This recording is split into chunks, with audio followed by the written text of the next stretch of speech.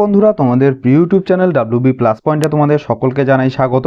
প্রতিদিনের মতো আজকেও আমরা ডেইলি কারেন্ট অ্যাফেয়ার্সের থেকে কিছু গুরুত্বপূর্ণ প্রশ্ন নিয়ে আলোচনা করব। প্রশ্নগুলো তোমাদের যে কোনো কম্পিটিটিভ এক্সামের জন্য খুবই ইম্পর্টেন্ট, তো ক্লাসটা প্রথম থেকে শেষ পর্যন্ত মনোযোগ সহকারে দেখো।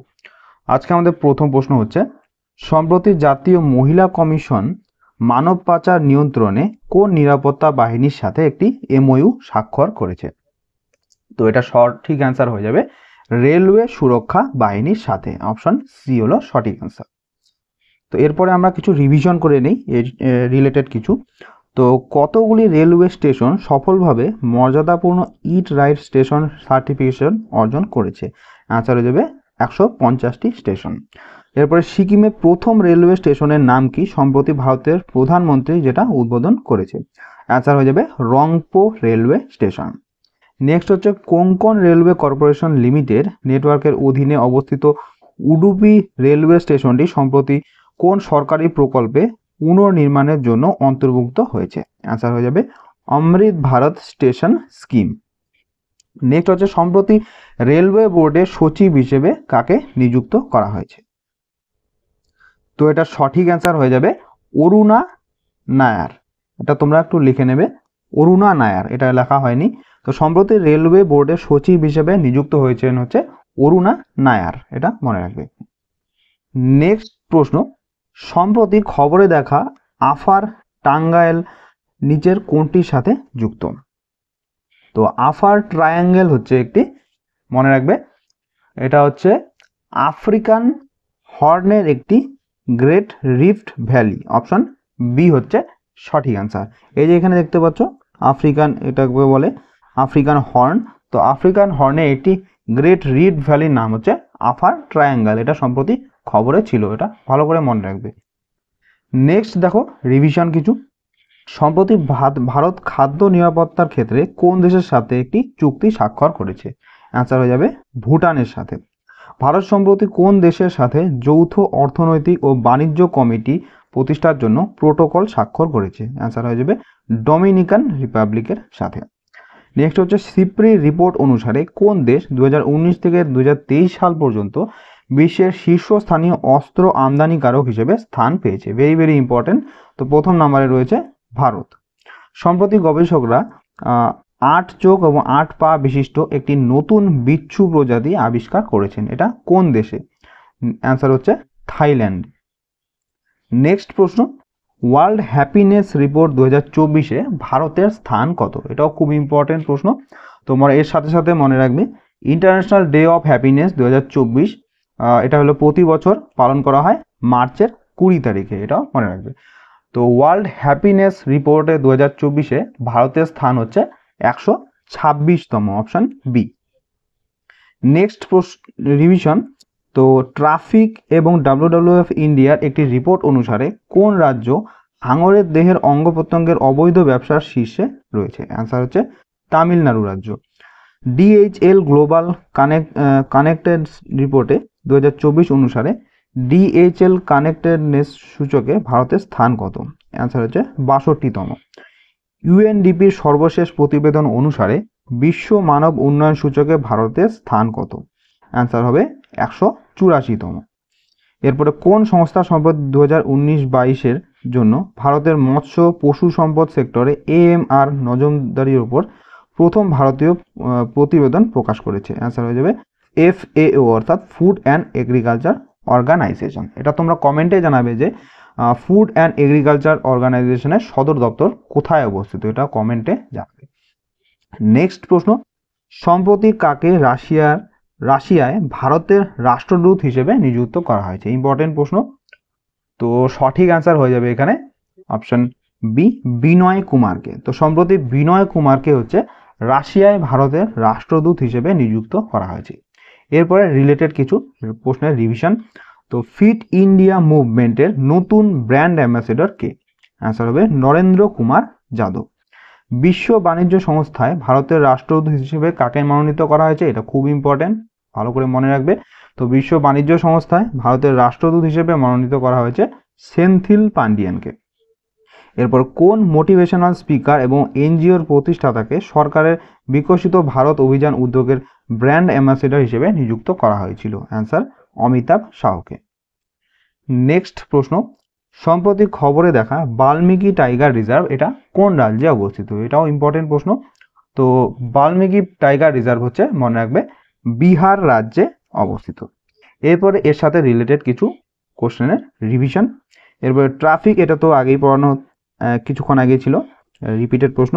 এরপরে পান্ডাভুলা গুট্টা সম্প্রতি খবরে দেখা গেছে আনুষ্ঠানিকভাবে কোন রাজ্যের একমাত্র ভূ ঐতিহ্য সাইট হিসেবে স্বীকৃত? অ্যান্সার হবে তেলেঙ্গানা রাজ্যে। তো পান্ডাভুলা গুট্টা এটা হচ্ছে তেলেঙ্গানা রাজ্যে অবস্থিত। এরপর ইথানল 100 জ্বালানি সম্প্রতি পেট্রোলিয়াম মন্ত্রক চালু করেছে, বর্তমানে কতগুলি রাজ্যে এটা অ্যাক্সেসযোগ্য? অ্যান্সার হবে 5টি রাজ্য। এটা তোমাদের কালকেই পড়ানো হয়েছিল। এই 5টি রাজ্য তোমরা কমেন্টে জানাবে কোন কোন রাজ্যের কথা বলা হয়েছে। এরপরে কালকথি ও ওয়ালা ইয়ার করিডোর সম্প্রতি খবরে দেখা গেছে কোন দুটি রাজ্যের মধ্যে হাতিদের চলাচলের জন্য একটি গুরুত্বপূর্ণ পথ? অ্যান্সার হবে কেরালা এবং তামিলনাড়ুর মধ্যে। নেক্সট প্রশ্ন, সম্প্রতি খবরে দেখা বায়োমাইনিং এটার মানে কি? তো বায়োমাইনিং কথার অর্থ হচ্ছে, মনে রাখবে, অণুজীব ব্যবহার করে আকরিক থেকে ধাতু নিষ্কাশন করাকে বলা হয় হচ্ছে বায়োমাইনিং। এটা ভালো করে মনে রাখবে। নেক্সট এর সাথে রিলেটেড কিছু কারেন্ট অ্যাফেয়ার্স। সম্প্রতি খবরে দেখা সখী অ্যাপটি কোন মিশনের সাথে যুক্ত? অ্যান্সার হয়ে যাবে গগনযান মিশনের সাথে সখী অ্যাপটি হচ্ছে যুক্ত। সম্প্রতি খবরে দেখা পাপিকোন্ডা জাতীয় উদ্যান কোন রাজ্যে অবস্থিত? অ্যান্সার হবে তেলেঙ্গানা রাজ্যে। সম্প্রতি খবরে দেখা কোবিন্দ কমিটি নিচের কোনটির সাথে সম্পর্কিত? তো কোবিন্দ কমিটি হচ্ছে, মনে রাখবে, ইলেকশন সম্পর্কিত বিষয়ের সাথে সম্পর্কিত। সম্প্রতি সংবাদে দেখা টাইগার ট্রায়াম্ফ মহড়া কোন দুটি দেশের মধ্যে পরিচালিত হয়? তো টাইগার ট্রায়াম্ফ মহড়া হচ্ছে ইউএসএ এবং ইন্ডিয়ার মধ্যে পরিচালিত হয়। এটা মনে রাখবে, ভেরি ভেরি ইম্পর্টেন্ট। নেক্সট প্রশ্ন, ভারতের বৃহত্তম গ্যাস ইউটিলিটি গেইল লিমিটেড সম্প্রতি কোন জায়গায় দেশের প্রথম ছোট আকারের এলএনজি ইউনিট চালু করেছে? তো অ্যান্সার হয়ে যাবে এখানে অপশন সি, বিজয়পুর, মধ্যপ্রদেশে। নেক্সট রিভিশন প্রশ্ন, সম্প্রতি ভারতীয় নৌসেনা ভবন নামে তাদের প্রথম স্বাধীন সদর দপ্তর স্থাপন করেছে কোন স্থানে? অ্যান্সার হবে দিল্লিতে।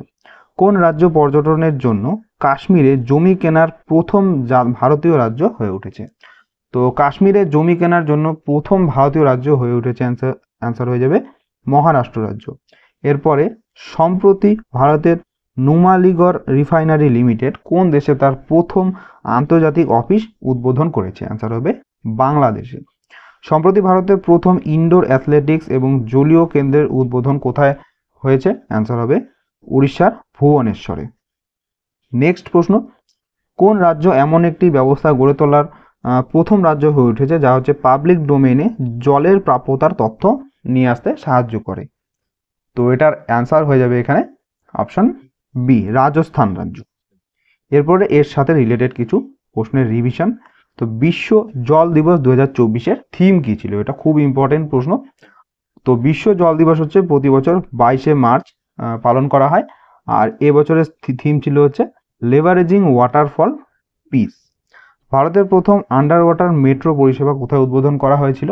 অ্যান্সার হচ্ছে কলকাতা। সম্প্রতি কোন রাজ্য সরকার একটি রাজ্য জল তথ্য কেন্দ্র প্রতিষ্ঠার সিদ্ধান্ত নিয়েছে? অ্যান্সার হবে উড়িষ্যা রাজ্য।